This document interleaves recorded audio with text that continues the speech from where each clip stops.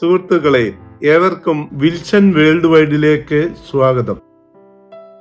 ഇന്ന് ഇവിടെ അവതരിപ്പിക്കുന്ന വീഡിയോ കമ്പിളിക്കണ്ടത്തെ കൽഭരണികൾ എന്നു പേരിലുള്ള പുസ്തകം എഴുതിയ ശ്രീ ബാബു അബ്രഹാമുമായിട്ടുള്ള ഇന്റർവ്യൂവിന്റെ രണ്ടാം ഭാഗമാണ്. ഒന്നാം ഭാഗം നിങ്ങൾ ശ്രവിച്ചു കാണുമെന്ന് ഞാൻ വിശ്വസിക്കുന്നു. കമ്പിളിക്കണ്ടത്തെ കൽഭരണികൾ 8 മാസം കൊണ്ട് 45 എഡിഷൻ കംപ്ലീറ്റ് ചെയ്തിരിക്കുന്നു. മാതൃഭൂമി പ്രസിദ്ധീകരിച്ച പ്രസ്തുത ബുക്ക് ഇന്ന് ചൂടപ്പം പോലാണ് വിറ്റഴിയുന്നത്. തിരുവല്ല CSS ബുക്ക് ഷോപ്പിൽ വെച്ചാണ് ഈ ഇന്റർവ്യൂ നടന്നത്.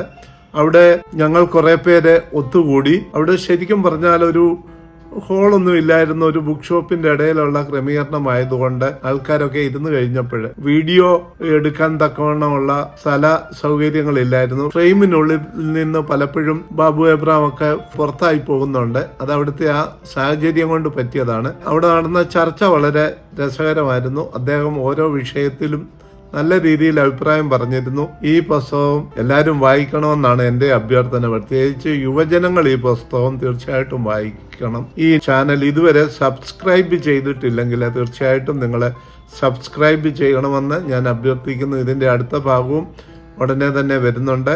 ഇന്റർവ്യൂ എടുത്തത് മർത്തോമ സഭയിലെ അരുൺ തോമസ് അച്ഛനായിരുന്നു. നമ്മുടെ സമൂഹത്തിന്റെ ഒരു രണ്ട് ഡിഫറൻ്റായ പെർസ്പെക്റ്റീവ് പുസ്തകത്തിന്റെ പ്രകാശനത്തിന് ശേഷവും പുസ്തകത്തിന്റെ അകത്തുനിന്ന് വായിക്കാൻ പറ്റുമെന്ന് എനിക്ക് തോന്നിയിട്ടുണ്ട്. ഒരു വളരെ ദുരിതപൂർണമായ ഒരു ജീവിതത്തോട് സമൂഹത്തിന് യാതൊരു സഹാനുഭൂതിയും ഇല്ലാതെ നോക്കിക്കാണുന്ന ഒരു അവസ്ഥയുണ്ട്. എന്നാൽ അതിനെ ഒരു നറേഷനിലൂടെ പുസ്തകമായപ്പോൾ ഒരു ബെസ്റ്റ് സെല്ലിംഗ് കാറ്റഗറിയിലേക്ക് ഇന്ന് 15ാം പതിപ്പ് ഇപ്പം ഞാനിവിടെ കണ്ടു.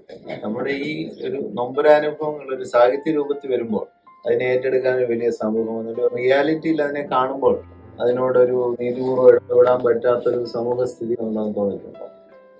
നമ്മൾ ഇത്രയും മസിൽ പിടിച്ചൊന്നും ചിന്തിക്കേണ്ടതേ. Life is much cooler. ഈ ലോകത്തിൽ മുഴുവനുള്ള ആൾക്കാരെല്ലാരും മദർ തെരേസ ആകാൻ വിളിക്കപ്പെട്ടവരല്ല. ഈ അച്ഛനാണെന്ന് ഇരുന്ന് പാടുക. ഞാൻ ആ പാട്ട് കേൾക്കുന്നത് ചിലപ്പോൾ കക്കൂസിലിരിക്കുമ്പോഴായിരിക്കാം.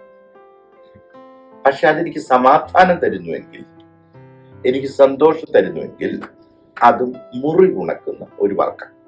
മനസ്സിലായി?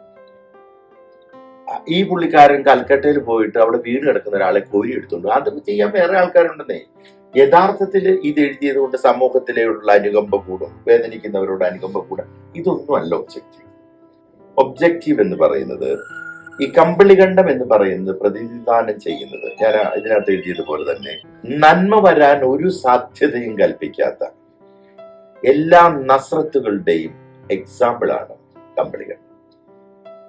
അവിടെ നിന്നൊന്നും ആരും രക്ഷപ്പെടാൻ പോകും. ആ പട്ടിക്കാട്ടിൽ ജനിച്ചു. ഇനി അത് ഒരു കുടുംബ പശ്ചാത്തലവും കൂടെ നമുക്ക് ഈ കമ്പിളികണ്ഠത്തെ വെച്ച് ചെയ്യാം. ആ ചാക്കോടെ മോനില്ലേ, അവനാണ് മത്ത കുത്തി കുമ്പളം മുളയ്ക്കൂ. ആ ഒരു പെർസ്പെക്റ്റീവിൽ വിധിക്കപ്പെടുന്ന മനുഷ്യർ, നീ ഇതേ ആകൂ, നീ ഇതേ ആകുള്ളൂ എന്ന് അരുണച്ചൻ എന്നോട് പറയുമ്പോൾ ഞാൻ ഓൾറെഡി വിശപ്പുള്ളവനാണ്, ഞാൻ ഓൾറെഡി മാർജിനലൈസ്ഡ് ആണ്, എനിക്ക് ഓൾറെഡി പ്രതീക്ഷയില്ല. അപ്പൊ നീ ഇങ്ങനെ ആവൂ എന്ന് അടുത്ത് ഞാൻ ചിലപ്പോൾ അച്ഛനെ വലിയ മിടുക്കനായ വലിയ ഒരാളാണ് ആ പുള്ളി തന്നെ പറയുമ്പോൾ, അല്ലെ നമ്മുടെ വാദ്യാര് പറയുമ്പോൾ, നമ്മുടെ പള്ളിയിൽ അച്ഛൻ പറയുമ്പോൾ, നമ്മളുടെ ബന്ധുക്കൾ പറയുമ്പോൾ നമ്മൾ തന്നെ പറയാം, ശരിക്കും ഞാനൊന്നും ആകിയതായി. ഈ പുസ്തകത്തിലൂടെ നമ്മൾ കാണുന്നത് ഈ കമ്പിളികണ്ഠത്തിൽ നിന്ന് നന്മ വരാമെങ്കിൽ നസ്രത്തിൽ നിന്ന് നന്മ വന്നില്ലേ, ഇല്ലേ? നസ്രത്തിൽ നിന്ന് നന്മ വരുമോ എന്നുള്ള ചോദ്യം തന്നെയാണ് കമ്പിളികണ്ഠത്തിൽ നിന്ന്. നന്മ ഒരിക്കലും വരാൻ സാധ്യത കൽപ്പിക്കാത്ത എല്ലാ ഭൂപ്രദേശത്തെയും റെപ്രസെന്റ് ചെയ്യുന്നതാണ് കമ്പിളികണ്ഠം. 2, ഈ കൽഭരണികൾ എന്ന് പറയുന്നത് എല്ലാ ഭരണികളിലും, ഈ കൽഭരണി എന്ന് പറയുന്നത് ശരിക്കും വീഞ്ഞ് നിറയ്ക്കാനുള്ള സാധനമൊന്നും ആയിരുന്നില്ല. അത് ഈ സുന്നത്ത് ചെയ്യുന്നതിന് കഴുകാനായിട്ട് വെള്ളം നിറച്ചോണ്ടിരുന്ന സാധനമാണ്. അപ്പോ ഈ സാധനത്തിന് നമ്മളൊരു സിംബോളിക് മീനിങ് എന്ന് പറയുന്നത് ശുദ്ധീകരണത്തിനുള്ള എന്ത് മെറ്റീരിയലും എടുത്തു വെക്കുന്ന സാധനമാണ്. അപ്പൊ ശുദ്ധീകരിക്കേണ്ടത് ആരാ? ഈ കൽഭരണി എന്ന് ഞാൻ പറഞ്ഞത് എന്റെ സഹോദരിമാരെ ഞാനും ആകുന്ന കൽഭരണികളാണ്. അപ്പോ നമുക്ക് ഈ കൽഭരണികൾ ശുദ്ധീകരിക്കാനുള്ളതെല്ലാം ശേഖരിക്കുന്നതാണ്. അതിൽ വെള്ളം നിറച്ചാൽ നമ്മൾ വീഞ്ഞാക്കുന്നത് അത്ഭുതം പ്രവർത്തിക്കുന്നതാണ്. അതിന് നമ്മൾ തയ്യാറാണ്. അങ്ങനെ ആയിത്തീരാൻ, ശുദ്ധീകരിക്കുന്ന എലമെന്റ്സ് ആയിത്തീരാൻ. അപ്പോ ഈ ഒരു പ്രതീക്ഷയും ഇല്ലാത്തയിടത്ത് വീണ് ചെതറി ഒടിഞ്ഞ് ചെളി പറ്റി വക്കുപൊട്ടി കിടക്കുന്ന കൽഭരണികൾ കഴുകിയെടുത്ത് വെള്ളം നിറയ്ക്കാനുള്ള ആളുകൾ നമ്മളാകുമോ? അങ്ങനെയായാൽ എല്ലാ കമ്പിളികണ്ഡത്തു നിന്നും, ഈ ലോകത്തിൽ എവിടെയുള്ള കമ്പിളികണ്ഡങ്ങളിൽ നിന്നും പ്രതീക്ഷയ്ക്ക് വകയുണ്ട്. അതാണ് ഈ പുസ്തകം. അതിലൂടെ ഇവരെല്ലാവരും മാനസാന്തരപ്പെട്ട് നാളെ അങ്ങോട്ട് ഇറങ്ങി ഒരു പാവത്താൻ അവിടെ ഇരിക്കുന്നു. അയാളെ പെട്ടെന്ന് തന്നെ അൻസിൽ പറയണം, ഈ പുസ്തകം വായിച്ചല്ലോ. പിന്നെ ആ കയറി വരുന്നിടത്ത് ഇന്നലെ ഞാനൊക്കെ വന്നപ്പോൾ ഒരു പാവം കർമ്മം എടുക്കുന്ന ആളുണ്ട്, അയാളെ പിടിച്ചു കൊണ്ടുവന്ന് പുല്ലാട്ട് അവന്റെ വീട്ടിൽ കൊണ്ട് കുളിപ്പിച്ച് ചോറ് കൊടുത്തു. അങ്ങനെ ചെല്ലുമ്പോൾ അവന്റെ ഭാര്യ ചോദിക്കും, അൻസിലെ ഈ പരിപാടി പറ്റിയിരുന്നു. മനസ്സിലായോ? അതല്ല ഒബ്ജക്റ്റീവ്. ഈ കുളിപ്പിക്കുക എന്നുള്ളതൊന്നും അല്ല ഇതിനകത്തെ കാര്യം. എന്റെ മനോഭാവം എങ്ങനെ മാറും ഈ മിസറിയിലേക്ക് നോക്കുമ്പോൾ, ഈ ബുദ്ധിമുട്ടുകളിൽ നമ്മൾ വളരെ വേഗത്തിൽ മാറുകയും ഉപരിപ്ലവമായി ജീവിക്കുകയും ചെയ്യുന്ന സമൂഹത്തിലാണ്. അതുകൊണ്ട് സമൂഹത്തില് ഈ ഞങ്ങൾ പൊട്ടിക്കരഞ്ഞു പച്ച ചോദിച്ച സമൂഹത്തിൽ ഇതിന്റെ ഒരു ഡൈക്കോട്ടമി ഇല്ല എന്നുള്ളതാണ്. ഈ ഡൈക്കോട്ടമി ഉണ്ടെന്നേ. ഇത് നമ്മളിപ്പോ ഇന്നലെ ഒരു ചർച്ച വൈകുന്നേരം മാതൃഭൂമി നടക്കാം. ആള് ഈ പുസ്തകശാല നിറഞ്ഞ ആളുണ്ടായിരുന്നു, ഇതുപോലെ ആരും അവിടെ ഉണ്ടായിരുന്നില്ല ഇതിനു മുമ്പ് ഒരു ചർച്ചയ്ക്കും എന്നൊക്കെ പറഞ്ഞു. പക്ഷേ എന്നോട് സാധാരണ പെരുമാറുന്ന കുറച്ച് എഴുത്തുകാര് അല്ലെ അടുപ്പങ്ങൾ, അവര് ബാപ്പു ഞാൻ പൊട്ടിക്കരഞ്ഞു പോയി എന്നൊക്കെ പറഞ്ഞ് പബ്ലിക്കായിട്ട് എഴുതും. അവരാരും വളരെ സന്തോഷകരമായി എല്ലാവർക്കും തിരക്കായി പോയി. ആ ഒരൊറ്റ എഴുത്തുകാർക്ക് പോലും ആ പരിപാടിയിൽ പങ്കെടുക്കാൻ സാധിച്ചില്ല, തിരക്കായി പോയി കൊണ്ട് പങ്കെടുക്കാൻ പറ്റിയില്ല.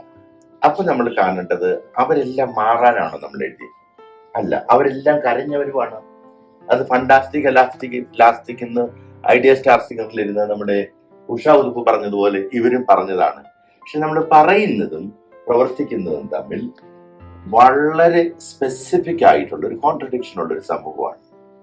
കാരണം നുണ പറയുന്ന ഒരു സമൂഹമാണ് നമ്മൾ, കപടരാണ് നമ്മളുടെ സമൂഹത്തിന്റെ മൊത്തം ആസ്പെക്റ്റും അതിൽ അന്തർലീനമാണ്.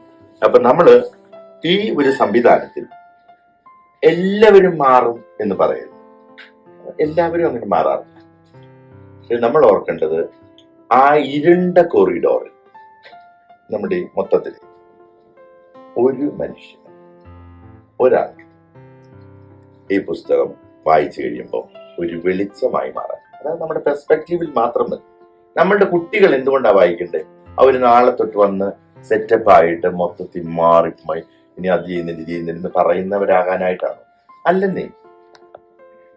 അവരുടെ അപ്പനും അമ്മയ്ക്കും ഉമ്മ കൊടുത്തതായി ഓർമ്മയില്ലാത്ത ഒരു കുട്ടിക്ക് ഇത് വായിച്ചു തീരുമ്പോൾ അപ്പന്റെ മുറിയിൽ ചെന്ന് അല്ലെ അമ്മയുടെ മുറിയിൽ ചെന്ന് അവർക്ക് കെട്ടിപ്പിടിച്ചൊരു ഉമ്മ കൊടുക്കാൻ സാധിച്ചില്ല. എനിക്ക് അങ്ങനെ എഴുതി വന്നിരിക്കുന്നുണ്ട്, മെസ്സേജുകൾ വന്നിരിക്കുന്നു. അതാണ് കമ്പിളികണ്ഡത്തെ കമ്പരണികളോട് ഉദ്ദേശിക്കുന്നത്. എങ്ങനെയാണ് നമ്മൾക്ക് പറ്റുന്നത്? It will exhorting you to become Mother Teresa. It is a gospel which asks you to turn to love, and it is a gospel of hope. കാരണം ഇരുണ്ട മനസ്സിൽ നമുക്ക് എപ്പോഴും ഉണ്ടാകും, എപ്പോ വേണമെങ്കിലും.